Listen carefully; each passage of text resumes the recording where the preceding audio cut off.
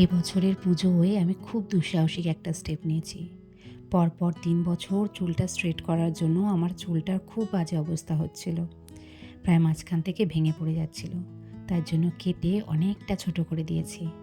জানি একটু অদ্ভুত লাগছে, কিন্তু কিছুদিন গেলেই ওটা ঠিক হয়ে যাবে।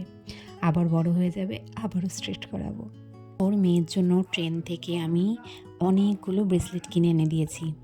এই নানান কালারের পুঁতির ব্রেসলেটগুলো আমার ভীষণ পছন্দের, কিন্তু আমার হাতে পরলে না কেমন একটা লাগে, তাই জন্য মেয়ের জন্য অনেকগুলো এনে দিয়েছি। কি ভাল লাগে না বাচ্চারা পরলে? এটাও ভাল লাগছে, এটাও ভাল লাগছে। ওটা থাক, ওটা পুজোর সময়তে পড়িস। আজ ২১শে সেপ্টেম্বর আশিসের জন্মদিন, আর এবছর ২০২৫-এ মহালয় পড়েছে। তো যার জন্য আমরা সবাই রেডি হয়ে কোথায় যাচ্ছি? যাচ্ছি আশিসের বাড়িতে। ওর মা ওর জন্য প্রত্যেক বছর জন্মদিনে অনেক রকম রান্না করে। পায়েস থেকে শুরু করে ছেলে যা পছন্দ করে সব করে। এত জিনিস রান্না করে যে আমরা খেয়ে শেষ করতে পারি না। তো আমরা সকলে মিলে রেডি হয়ে ওখানে যাচ্ছিলাম।